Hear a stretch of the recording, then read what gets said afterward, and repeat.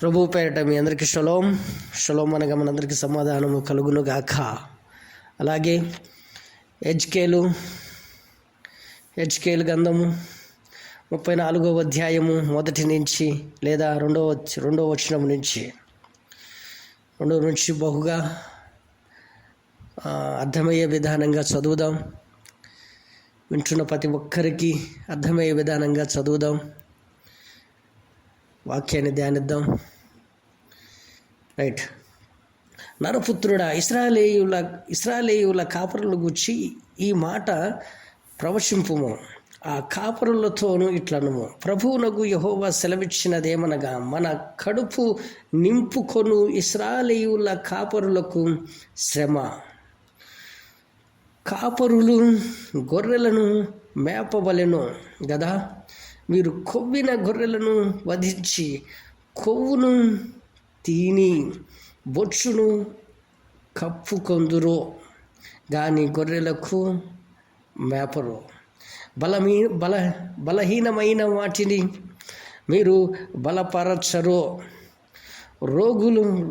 రోగము గల వాటిని స్వస్థపరచరు. గాయపడిన వాటిని కట్టరో. తోలివేసిన వాటిని మరలా తోలుకొని రారో. తప్పిపోయిన వాటిని వెదకరు. అది మాత్రమే కాగా మీరు కఠినమైన మనుషులై బలాత్కారములతోనూ వాటిని ఏలుదురు. కాబట్టి కాపరులు లేకయే అవి చెదిరిపోయిన సకల అడవి మృగములకు ఆహారమగును. నా గొర్రెలకు పర్వతములన్నిటి మీదను ఎత్తైన ప్రతి కొండ మీదను తిరుగులాడుచున్నవి. నా గొర్రెలను భూమి మీద అంతటా చెదిరిపోయెను. వాటిని గూర్చి విచారించువాడొక్కడును లేడు, వెతుకువాడొక్కడును లేడు. కాబట్టి కాపరులారా, యెహోవా మాట ఆలకించండి. కాపరులు లేకుండా నా గొర్రెలు దోపుడు సొమ్మయి సకలమైన అడవి మృగములకు ఆహారమాయను. కాపరులు నా గొర్రెలను విచారింపరు, కడుపు మాత్రమే నింపుకొందురు గాని గొర్రెలను మేపరు. ఎవరి గురించి చెప్తున్నాడండి? ఇశ్రాయేలు ప్రజల గురించి, ఇశ్రాయేలుని పాలించే కాపరుల గురించి చెప్తూ ఉన్నాడు ఈ మాట. ఏమని? కడుపు నింపుకుంటారు. దేంతో కడుపు నింపుకుంటారు వాళ్ళు? దేంతో? యెహోవా సెలవిచ్చినదేమనగా, మా కడుపు నింపుకొను ఇశ్రాయేలీయుల కాపరులకు శ్రమ.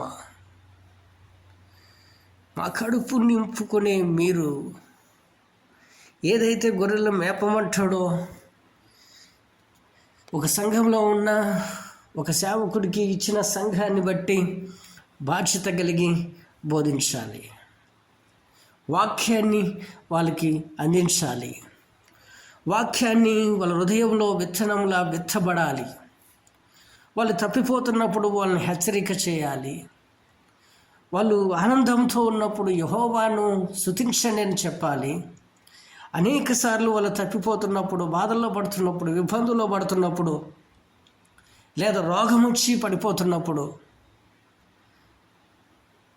అనేక మందిని తప్పిపోతున్నప్పుడు, నీ సంఘంలో ఎవరైనా తప్పిపోతున్నా, ఎవరైనా నీ సంఘం నుంచి విడిపోతున్నా, తప్పుగా ఏదైనా వార్త విని వాళ్ళు చెదిరిపోతున్నా, వాళ్ళందరినీ కూడా సమకూర్చుకునే మనస్తత్వం ఈ రోజుల్లో ఎంతమంది సేవకులకు ఉంది?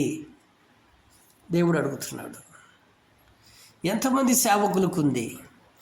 వాళ్ళ కడుపును నింపుకుంటున్నారే కానీ నా గొర్రెలను మేపరు. వాళ్ళ గొర్రెలు తెచ్చిన దానిని, వాళ్ళ కొవ్విన వాటిని వధించి వాళ్ళు కడుపు నింపుకుంటున్నారే కానీ గొర్రెలకు మాత్రం మేత పెట్టరు. కాబట్టి ఈరోజు దేవుడు మనతో సూటిగా మాట్లాడుతూ ఉన్నాడు. ఏమని?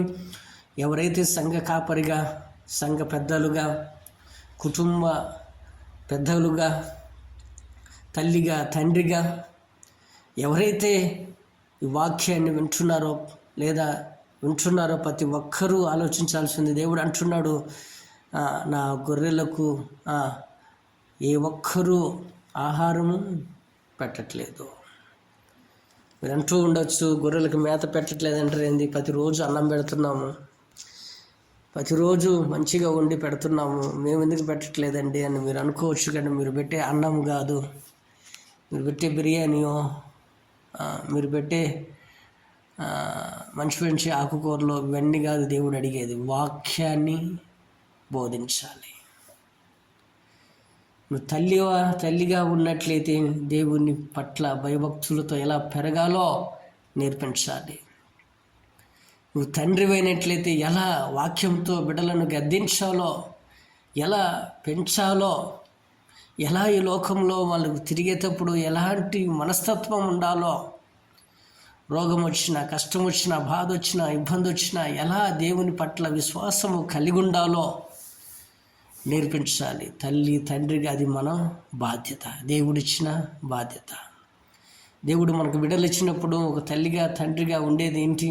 నువ్వు ఈ భూమి మీద ఉన్నంత కాలము నీ బిడ్డలకును నీ కుటుంబానికి ఒక కాపరి లాంటి వాళ్ళం. ఉన్నంతకాలము బిడ్డలను కాపాడుకోవటం, ఉన్నంతకాలం బిడ్డలను పోషించుకోవటం, ఉన్నంతకాలం బిడ్డలను మంచి దారిలో నడిపించుకోవటం, ఒకవేళ వాళ్ళు తప్పిపోతున్నప్పుడు సమకూర్చుకోవటం, వాళ్ళు ఎటువంటి వ్యతిరేకంగా ఉన్నప్పుడు వాళ్ళు మళ్ళా ఏదో ఒక రకంగా దేవుని దగ్గరికి చేర్చుకోవటం. కాబట్టి ప్రతి తల్లి తండ్రి నేర్చుకోవాల్సి ఉన్నది, మన బిడ్డల పట్ల మనం ఎటువంటి మనస్తత్వంతో ఉన్నాము. ఒకవేళ తప్పిపోతున్నట్లయితే వాళ్ళని ఎలా దగ్గరికి తీసుకోవాలో, వాళ్ళని పోషించే విధానం కావచ్చు, వాళ్ళు నడిపించే విధానం కావచ్చు, అనేక విధాలుగా బైబిల్లో నుంచే మనం వాళ్ళకి బోధించాలి. దేవుడు అంటున్నాడు, వాళ్ళు కడుపు నింపుకుంటున్నారే కానీ నా బిడ్డలకు ఆహారం పెట్టడం లేదు. అటువంటి వారికి శ్రమ. ఈరోజు నీ బిడ్డలను ఉన్నతమైన స్థానంలో ఉన్నారనుకోండి, అది నీకు నీ దేవునికి మహిమ తెచ్చిపెడుతుంది. ఇవాళ మన బిడ్డలు కానీ ఒకవేళ తప్పిపోయినట్లయితే,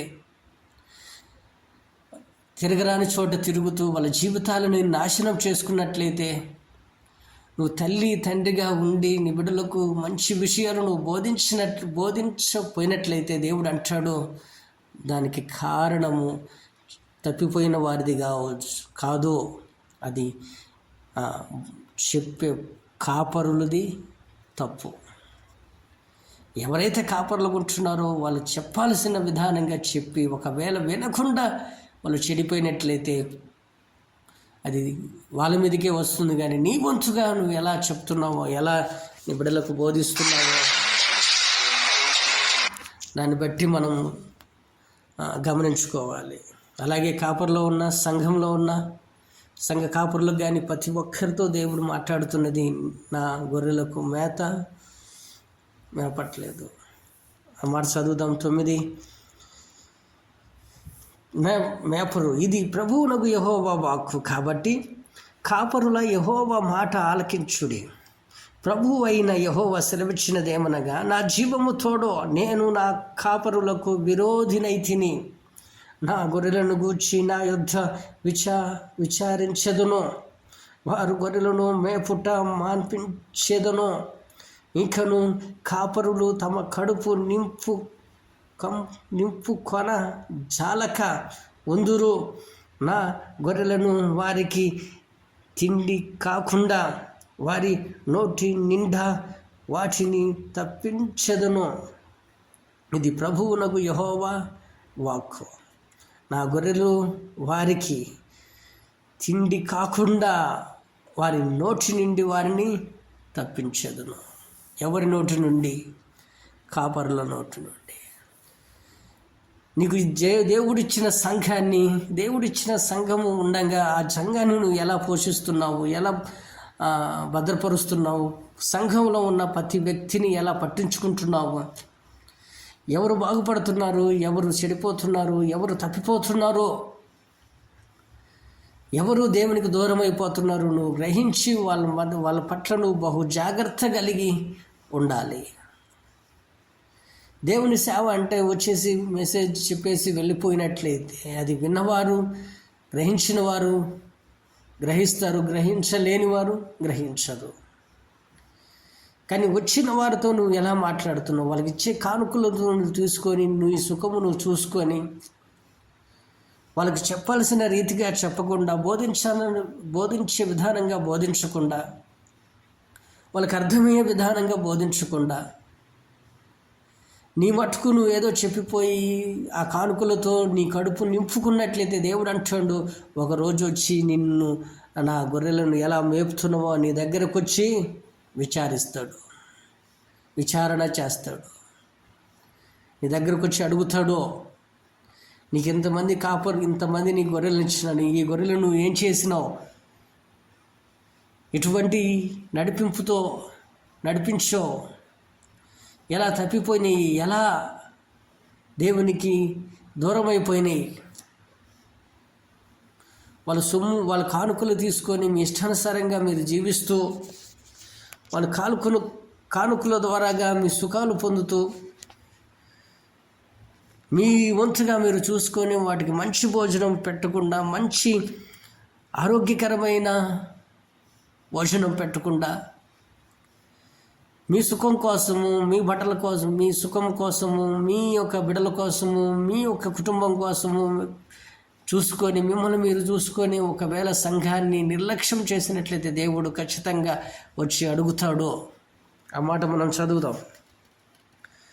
11. ప్రభు అయిన యెహోవా సెలవిచ్చినదేమనగా, ఇదిగో నేనే నా గొర్రెలను ఎద్దకు వాటిని కనుగొందును.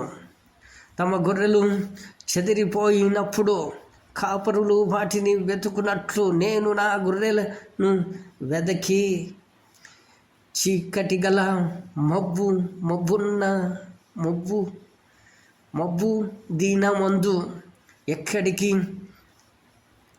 ఎక్కడికి అవి చెదిరిపోయినో అక్కడి నుండి నేను వాటిని రప్పించదును. ఆయా జనులలో నుండి వాటిని తోడుకొని వచ్చి ఈ దేశములో నుండి వాటిని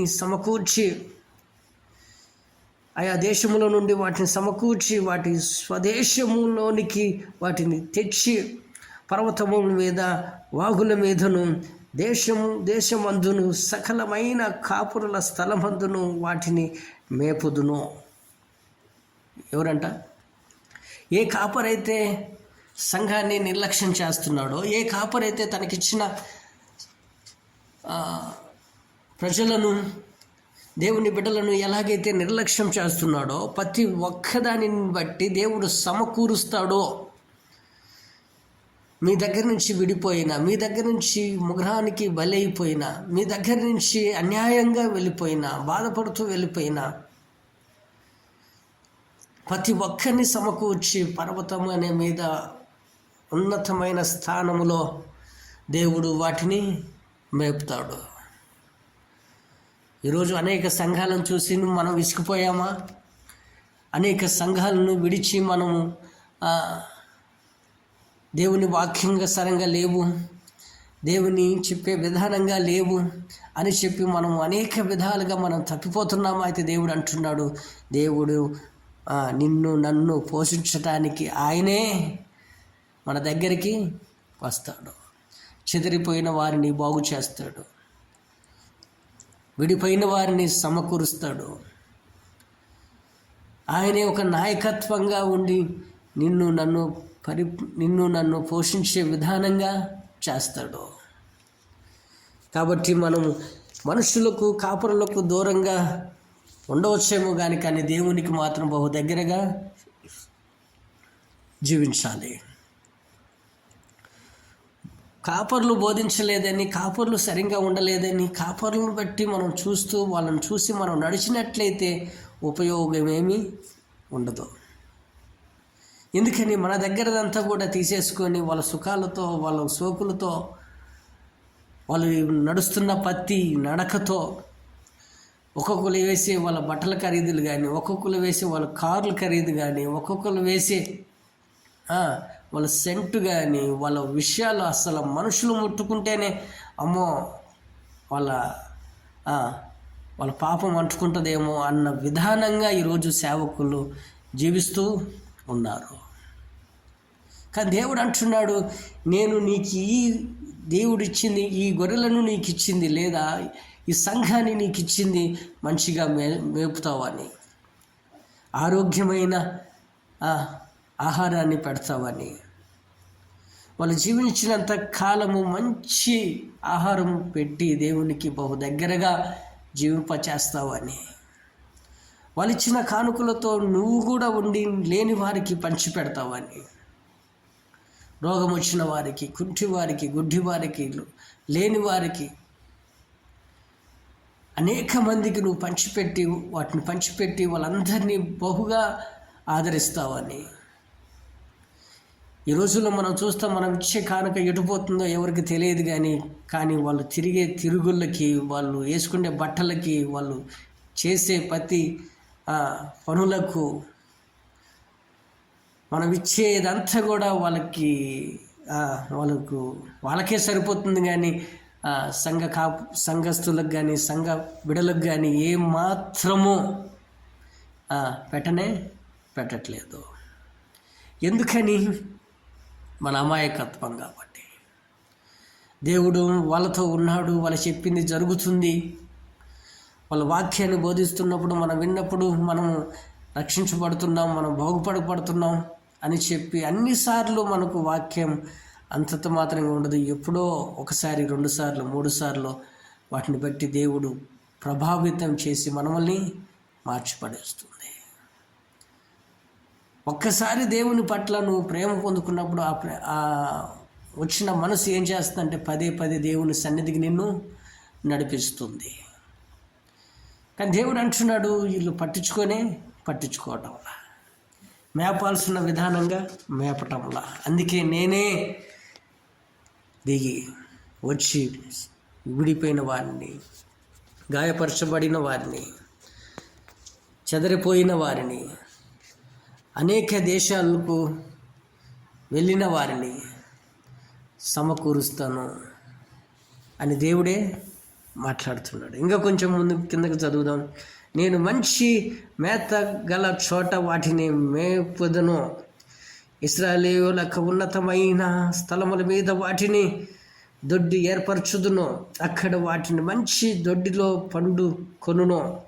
ఇశ్రాయేలుల పర్వతముల మీద బలమైన మేత గల స్థలమందు అవి మేయును. నేను నా గొర్రెలను మేపి పరుండబెట్టెదను. ఇది ప్రభువునకు యెహోవా వాక్కు. తప్పిపోయిన దానిని నేను వెతకెదను, తోలివేసిన దానిని మరలా తోలుకొని వచ్చెదను, గాయపడిన దానిని కట్టుదును, దుర్బలముగా ఉన్న దానిని బలపరచుదును, మేత పెట్టి బలపరచెదను. అయితే కొవ్విన వాటిని, బలము గల వాటిని శిక్షింతును. ఏం చేస్తాడంట? బలము గల వాటిని, కొవ్విన వాటిని శిక్షను, మేత పెట్టి బలపరచదును. ఏం చేస్తాడంట? దేవుడే మనల్ని పోషిస్తాడు. కాబట్టి ఈరోజు మనం సంఘానికి వెళ్తున్నామా? ఏ సంఘానికి అయితే వెళ్తున్నామో ఆ సంఘ కాపరిని చూసి కానీ, ఆ సంఘ కాపర్లను చూసి కాదు. ఈ రోజుల్లో మనం నేర్చుకోవాల్సి ఉన్నది, నీ దగ్గర ఉన్న బైబిల్ని నువ్వు ధ్యానించి నీకంటూ నీ కుటుంబానికి నువ్వు చెప్పుకొని నీ కుటుంబాన్ని రక్షించుకున్నట్లయితే అంతకంటే ఏమంటారు దానికి, అదృష్టమా లేకుంటే భాగ్యమైనది ఏ ఒక్కటి లేదు. ఎందుకని? నీ కుటుంబ పరిస్థితులు ఏందో నీకు తెలుసు, నీ బిడ్డల పరిస్థితి ఏందో నీకు తెలుసు, నీ ఇంట్లో పరిస్థితులు నీకు తెలుసు, నీ పని పట్టులో ఉన్న పరిస్థితులు నీకు తెలుసు. అన్ని విధాలుగా నీకు తెలుసు కాబట్టి నీకు నేర్పించాల్సి ఉంది బైబుల్. నువ్వు దాని దగ్గర కూర్చొని దానిని ఎప్పుడైతే నువ్వు ధ్యానిస్తూ ఉంటావో నీకు అనేక పాఠాలు నేర్పిస్తుంది. నీ కుటుంబానికి కావలసిన అవసరతులేందో, ఎలా ఉండాలో, ఎవరు ఎలా ప్రవర్తించాలో, ఎలా జీవించాలో నేర్పిస్తుంది. కానీ మందిరాలు, సంఘాలకు వెళ్ళి మోసపోకుండా వాళ్ళు అడిగే దానికంటే కానుక ఇచ్చేసి అది జరిగిపోతుంది, ఇది జరుగుద్ది, మీ కుటుంబంలో శాంతి సమాధానాలు పోతాయి, నీ కుటుంబంలో ఉన్నతమైన దేవుడు నీకు అనుగ్రహిస్తాడు, నువ్వు గొప్పవానిగా చేస్తాడు, నీకు ధనం ఇస్తాడు, నీకు అది ఇస్తాడు, ఇది ఇస్తాడని చెప్పి లేనిపోయిన వాటిని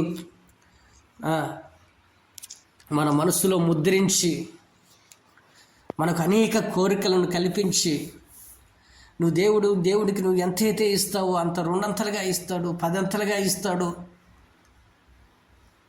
అని చెప్పి లేనిపోయిన వాటిని చెప్పి మమ్మల్ని మబ్బరపరుస్తున్న వారిని వాటి నుంచి తప్పించుకుంటాం. దేవుడు ఇస్తాడు, ఇయ్యడని ఉండనే ఉండదు. కానీ ఎప్పుడు మన హృదయాలు మారినప్పుడు, ఎప్పుడు మన మనసులు మారినప్పుడు, మన తలంపులు మారినప్పుడు,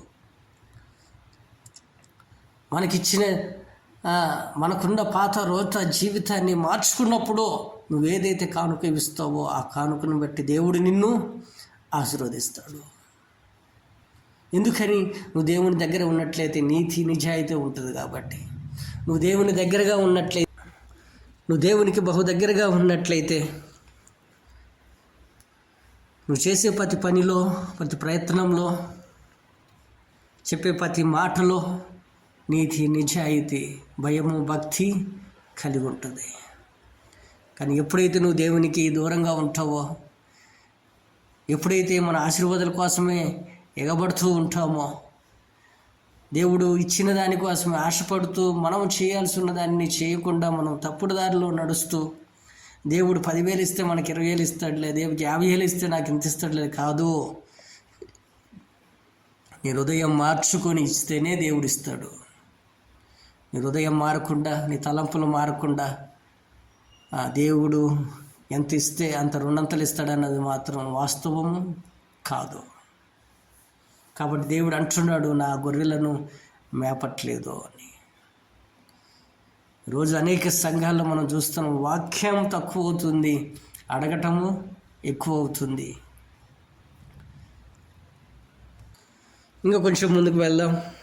17వ వచనము, నా మంద మీ విషయమై దేవుడైన యెహోవానగు నేను సెలవిచ్చినదేమనగా, గొర్రెల మధ్యను, గొర్రెలకు పొట్టేళ్లకు మధ్యను, గొర్రెలకును మేకపోతులకు మధ్యను భేదము కలుగొని నేను తీర్పు తీర్చేదను. ఏం చేస్తాడంట? గొర్రెల మధ్యను, గొర్రెలకు పొట్టేళ్లకు మధ్యను, గొర్రెలకు మేకపోతులకు మధ్యను భేదము కలుగుకొని నేను తీర్పు తీరుస్తాను. నీ సంఘానికి వచ్చిన వారిని నువ్వు ఎంతగా జాగ్రత్తగా చూస్తున్నావో, ఎవరెవరినైతే నువ్వు కాకాపడుతున్నావో, ఎవరినైతే నువ్వు దగ్గరికి తీస్తున్నావో, ఎవరినైతే నువ్వు దూరం పెడుతున్నావో, సంఘంలో వచ్చిన వారిని ఎలాగైతే నువ్వు ఎవరిని ఎట్లా పట్టించుకుంటున్నావో, ఎవరిని నువ్వు ద్వేషిస్తున్నావో, వారిని ఎందుకు ద్వేషిస్తున్నావో, దేనికి ద్వేషిస్తున్నావో, అవన్నీ కూడా నువ్వు ఏదైతే సంఘంలో భేదాలు, కులాలు, డబ్బున్నోడు లేనోడు, రాజకీయ నాయకుడు పేదవాడు, ప్రతి ఒక్కరిని ఎవరినైతే నువ్వు వేరువేరుగా చూస్తున్నావో, దేవుడు అంటున్నాడు, నేను విచారణ ఏం చేస్తాడంటే తీర్పు తీరుస్తాను. ఈరోజు భేదవాళ్ళని చెప్పి, డబ్బు లేదు అని చెప్పి సంఘంలో వచ్చిన వారిని అనేక విధాలుగా నువ్వు కానీ ఎలా పడితే అలాగా పేదవారని చెప్పి నువ్వు ఎలా పడితే అలా మాట్లాడినట్లయితే, ఎలా పడితే వాళ్ళని అలాగ చూసినట్లయితే, రోగంతో వచ్చిన వారిని, కన్నీటితో వచ్చిన వారిని చూసి నువ్వు ఒకవేళ తక్కువగా చూసినట్లయితే దేవుడు ఖచ్చితంగా తీర్పు తీరుస్తాడు. గొప్ప గొప్ప నాయకులు వస్తున్నారు కాబట్టి, గొప్ప గొప్ప డబ్బున్న వాళ్ళు వస్తున్నారు కాబట్టి, ఇతడైతే పెద్ద పెద్ద కానుకలు వేస్తున్నాడు కాబట్టి, మనకి ఎంత పడితే అంత ఇస్తున్నాడు కాబట్టి, మనకు ఏదన్నా మనకు జరిగినప్పుడు మంచి సపోర్ట్ ఇస్తున్నాడు కాబట్టి, అటువంటి వాడు ఎన్ని తప్పులు చేసినా బాధ లేదు, మనకంటూ ఒక ఆధారుగా ఉంటున్నాడు అని చెప్పి నువ్వు ఇటువంటి ప్రయత్నాలు సంఘంలో చేసినట్లయితే దేవుడు అంటున్నాడు, తీర్పు తీరుస్తా. కాబట్టి సంఘ కాపరులకు దేవుడు హెచ్చరిక చేస్తున్నాడు. కింద చదువుదాం. ఇంకా విశేషముగా మేత వేసిన మిగిలిన దానిని కాళ్ళతో తొక్కుట మీకు చాలదా? ఏందంట? విశేషముగా మేత వేసి మిగిలిన దానిది కాళ్ళతో తొక్కుట మీకు చాలదా? మీరు స్వేచ్ఛమైన తాగునీరు మిగిలిన దానిని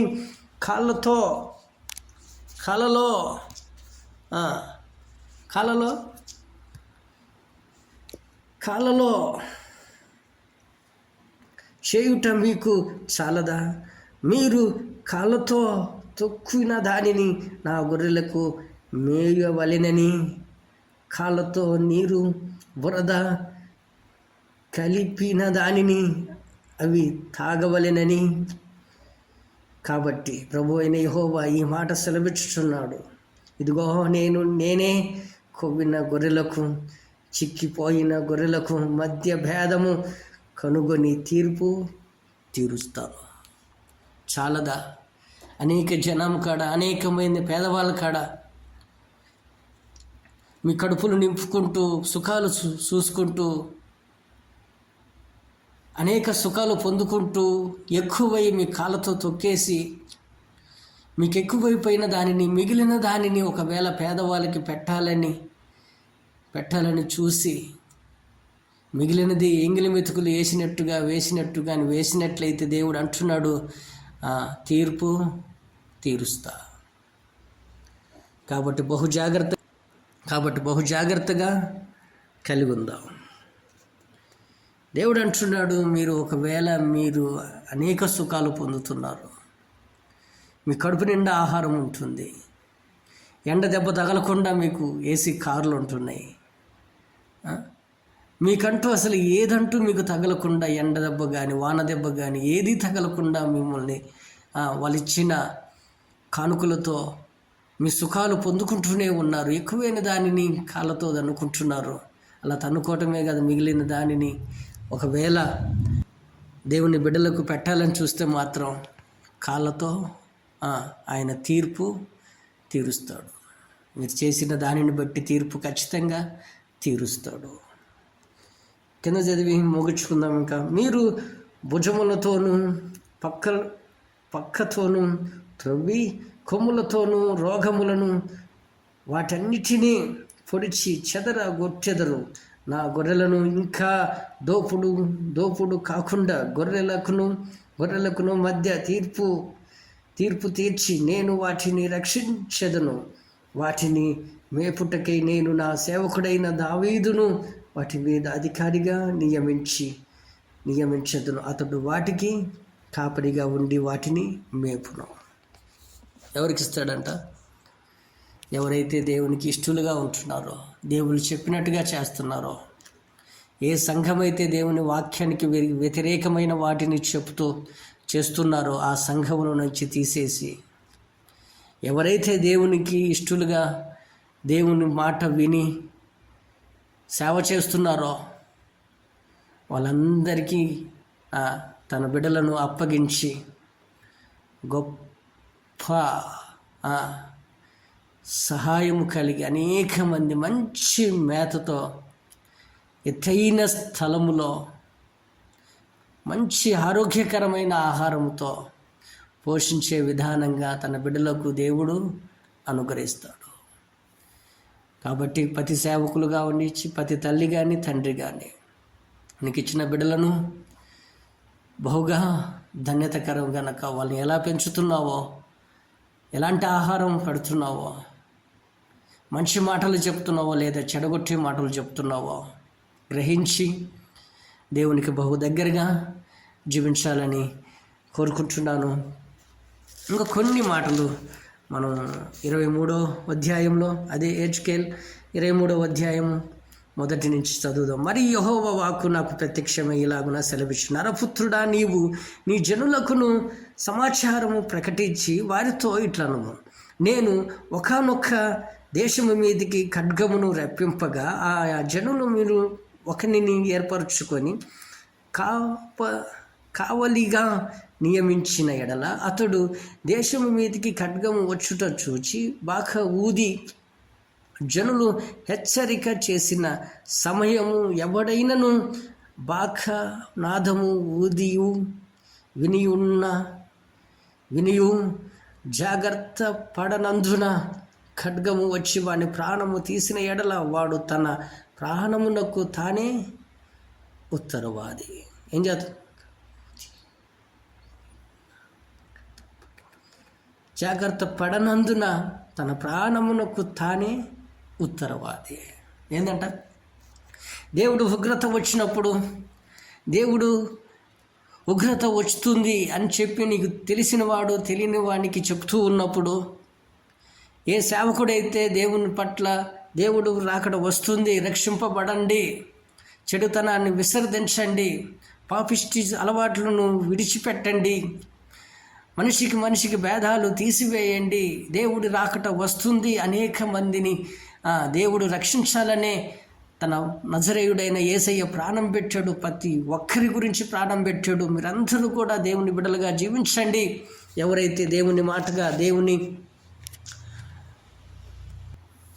దేవుని పిలుపుగా ఉండి అనేక మందికి హెచ్చరిక చేస్తున్నారో, ఎవరెవరైతే ఆయన ప్రేమను తెలియపరుస్తున్నారో, ఎవరెవరైతే ఉన్నట్టుగా చెప్పి అనేక మందిని రక్షిస్తున్నారో, అనేక మందికి బోధిస్తున్నారో, ఒకవేళ మీ బోధ మీరు నిజాయితీగా దేవుని ఉన్నట్టుగా మీరు బోధిస్తూ ఒకవేళ విని కూడా ఒకవేళ తప్పిపోయినట్లయితే, ఒకవేళ దేవుని ఉగ్రతకు దేవుని ఉగ్రతకు ఒకవేళ తన జీవితాన్ని నాశనం చేసుకున్నట్లయితే అది మీకు వర్తించదు. ఎందుకని నువ్వు విధానంగా ఏదైతే దేవుడు ఉగ్రత వచ్చినప్పుడు నువ్వు చెప్పాల్సిన రీతిగా నువ్వు చెప్పినప్పుడు, నీకు ఇచ్చిన పనిని నువ్వు సద్వినియోగం చేసుకున్నప్పుడు, వాడు విని కూడా విననట్టుగా ఉండి తన జీవితాన్ని నరకంలో పడేసుకుంటున్నప్పుడు అది నీకు ఒక నేరస్తుడిగా నీకు అంటదు. ఎందుకని? తనకు ప్రాణానికి తానే ఉత్తరవాది. ప్రభువు వచ్చినప్పుడు తను చేసిన దానికి తానే చెప్పుకోవాలి. కాబట్టి మనకిచ్చిన బాధ్యత ప్రకారం, ఏ సేవకుడికి ఇచ్చిన ప్రతి సేవకుడికి ఇచ్చిన బాధ్యత ప్రకారం ఆయన రాకడ వచ్చేంత వరకు వాళ్ళు చేయాల్సినది చేసి అనేక మందిని రక్షించాలి. పేదవారు కావచ్చు, డబ్బు లేని వారు కావచ్చు, హీనంగా బతికేవారు కావచ్చు, ప్రతి ఒక్కరిని గద్దించాలి, వాక్యంతో పోషించాలి, అనేక మందిని దేవుని యొద్దకు నడిపించాలి. కాబట్టి ఈ వాక్యం మనందరికీ ఆశీర్వాదకరంగా మారాలని ప్రార్థిద్దాం.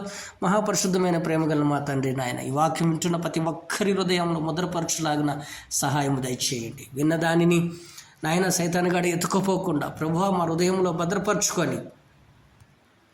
భద్రపరుచుకొని నాయన అయ్యా నీ సాక్షులుగా ఈ లోకంలో ఉన్నంత వరకు నాయన నీ సాక్షులుగా జీవించే భాగ్యాన్ని మాకు దయచేయమని, అలాగే ప్రభువా విన్న వాక్యాన్ని అనేక మందికి ప్రభువా వినిపించే మనసును నాయన తెలియచేసే మనసును నాయన మాకును అనుగ్రహించండి. వింటున్న ప్రతి ఒక్కరూ నాయన వాక్యాన్ని వింటున్నారో, ప్రతిరోజు సంఘానికి వెళ్ళి వింటున్న ప్రతి ఒక్కరూ ప్రభువా అనేక మందికి నాయన ఆ సువార్తను ప్రకటించులాగిన తెలియచేయులాగిన ప్రతి ఒక్కరికి ప్రభువా తెలియచేయమని అనుగ్రహించమని, నీ రాకడ సమయంలో ప్రభువా ఎంతమందిని అయితే నాయన నీ సన్నిధికి నీ దగ్గరకు సమకూర్చాలో అంతమందిని ప్రభువా సమకూర్చే భాగ్యాన్ని అనుగ్రహించమని, సమస్త మహిమ ఘనత ప్రభావాలు మీరు మాత్రమే పొందుకోమని యేసయ్య పరిశుద్ధ నామంలో వేడుకుంటున్నాం తండ్రి. ఆమేన్.